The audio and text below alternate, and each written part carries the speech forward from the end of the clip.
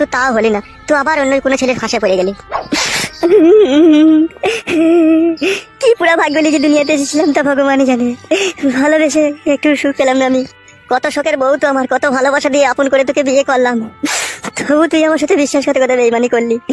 তুই একবারও ভেবে দেখলি না তোর মৃত্যুর পর তোর কি হবে? তুই যে আমার সাথে এরকম প্রতারণা করছিস, তোর কি হবে একবারও ভেবে দেখলি না তুই?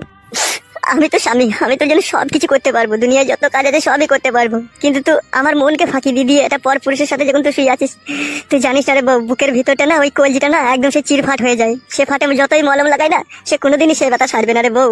তোরা কি ভাবিস জানি না, তোরা হয়তো ভাবিস যে পর পুরুষের কাছে শুয়ে এলে স্বামী জানতে পারবে না, কিন্তু এটা একবার ভেবে দেখি না যে স্বামী যদি কখনো জানতে পারে, তার বুকের ভিতরের যে কলজি আছে সেটা ফেটে যাবে। তোরা সেটা একবার ভাবিস না রে বউ। তোরা শুধু ভাবিস যে পরপুরুষের কাছে শুচি, নতুন সাঁতার পেয়েছি, আরাম হয়েছে, ভালোই হয়েছে আমার, কিন্তু এটা একবার ভেবে দেখিস না যে আমার এই নতুন সাঁতার আমার এই খালে প্রবেশ করলে আমার স্বামীর অন্তরটা ফেটে চৌচির হয়ে যাবে। সে খবরও একবারও রাখিস না রে বউ, সে খবর রাখিস না।